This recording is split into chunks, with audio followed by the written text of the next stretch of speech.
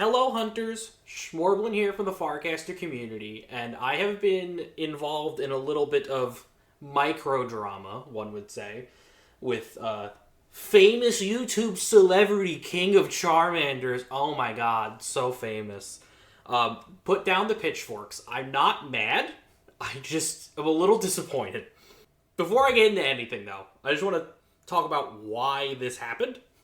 I happened to come across the video of the Malzeno guides, and I went and looked at the heavy bowgun section, because, you know, I like bowguns. It's like the only thing I use, and I saw that there might be room for improvement, so I said something. Apparently, that was a mistake, because now all of this is happening. I don't really care, personally. Like, I genuinely don't care at all. But it's kind of funny, so I'm just going to run with it.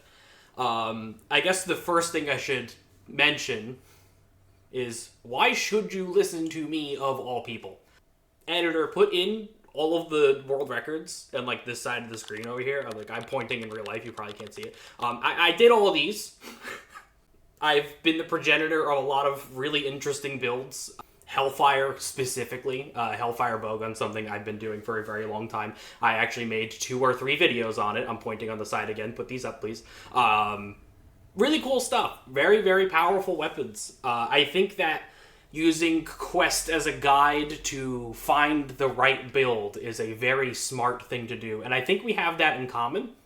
Where we differ is how we use it. So here's the conversation I had. I mentioned that I think the Valor chest might be better. He essentially tells me I'm wrong, which is fair, because I went and plugged it into Quest, and Quest says he's right. I don't know if that's necessarily true because of Blood Cloak uptime, but I'm not going to get into that part. I mentioned that maybe you could use Coalescence instead with the gloves, since you can get the level of Resuscitate. I plugged that one into Quest, and funnily enough, we actually come out exactly the same, both ways, so I don't know who's right or wrong here, but I don't think it really matters. He called me an idiot, essentially, because he thinks Coalescence can't work. I proved that it works, then he gets mad that I proved that it worked and says that I needed to blow my special in order to get it to work. I don't know if he actually watched the full clip. I think anyone with a couple brain cells can see that I trigger it twice and I only had 1 special, so I don't know where that's coming from, but you do you, King. Now, let's just move over to part 2. He makes a post about how, you know, if you're gonna come at me, maybe you should do your research. It's a shame, because I did. Editor, give me my glasses. This is when I start talking goofy odd numbers. Let's talk about this post, and specifically the quest link he shows. Because now he's talking about how the Malzeno bow beats out the heavy bowgun. And he makes a build, I guess maybe a strawman argument for me, because he makes a Coalescence 5 Malzeno heavy bowgun build. Anyone who uses Coalescence, like a normal human being, knows that you don't run Coalescence 5 unless you don't have a choice. And of course the bow beats the heavy bowgun because you have Charge Master, and you only need to use 2 armor slots for your, what we call skill tax. Focus, recoil down, reload speed. Those are skill taxes, let's be honest. If we didn't have to use them, we do 1 billion damage, which is why the Malzeno light bowgun's really good. You only need recoil 1, I think? Reload 3? Could be the opposite. I don't know, I didn't build it. That's not the point, though. At the end of the day, you're comparing apples to oranges in this case. And while you are correct that the quest tracker shows that the bow does more damage, see on screen right here where I use my Malzeno heavy bowgun build that I would use, because I don't have $9 billion to insta-smelt. We don't have the Farcaster oil fund yet. I'm very poor. But this is the build I would use, and it is objectively better than the one that he put on. I even lowered the headstrong uptime on this, just to make sure if I did have to roll, there would be, you know, there might be an issue, but, you know, skill issue or whatever. So here's my build. It works. If you're comfortable, like, guarding or whatever it is, you can use it. Blood Cloak gives you your health back, so even if you take some damage guarding, it's not going to kill you. You could farm anything with this.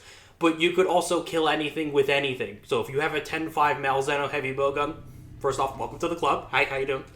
Second off, good job, because that probably took for fucking ever. And I think this whole post with the Malzeno bow versus heavy bowgun is a classic case of misdirection. If we wanted to redirect, like a magician, you know, they have the 3 cups down and they start moving the ball around, go, which one is it in? I don't know which one it's in. He's doing that to you guys. He knows, or I hope he does, that what I said was correct, but he doesn't want to, I assume, show that.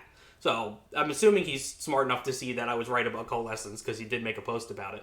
But let's move on forward to that. I'll show you also how to redirect.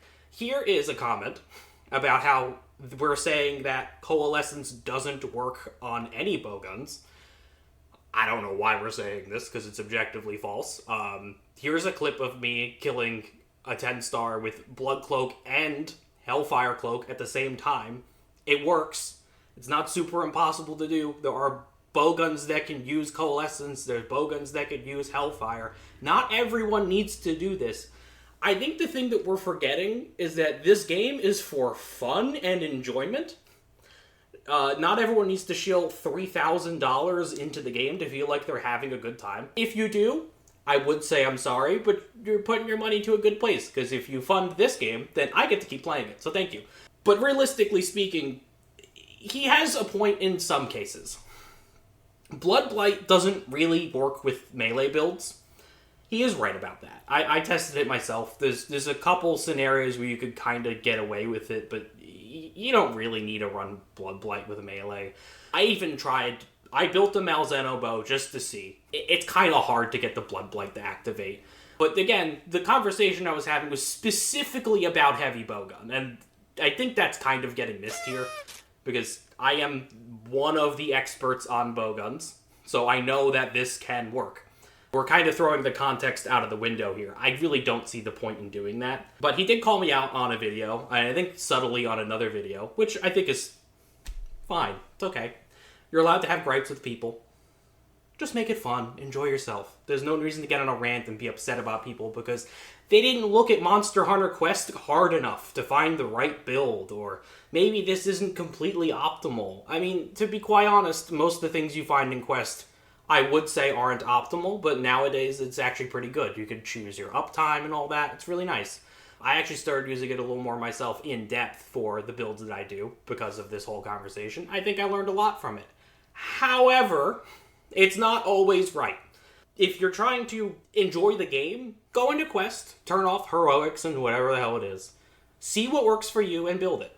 You don't have to have me or King of Charmanders or power plays. They don't have to tell you how to play the game. Enjoy the game the way you want to. And I just wanted to say while we're here, Mr. King of Charmanders, I am very sorry that I've been living rent-free in your head for the past 3 days.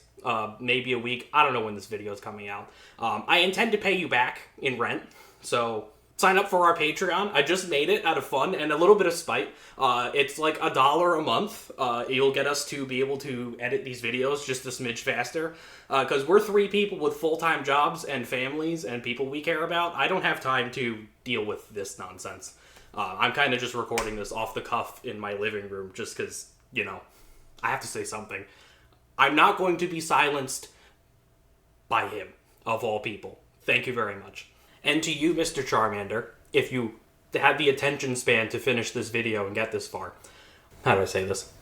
I respect the work you do. You put in a lot of effort. It's definitely not easy to do as much as you do. I don't know how the hell you're posting a video like every day. That's insane.